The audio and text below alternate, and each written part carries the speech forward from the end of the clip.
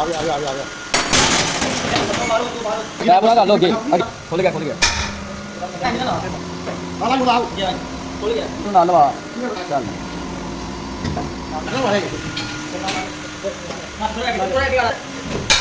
चंग्यारा आ गया बेटा ये खुल गया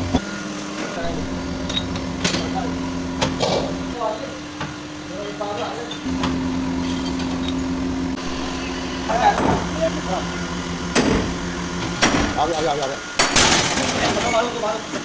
ओ पटाखी फाड़ते हैं इधर कर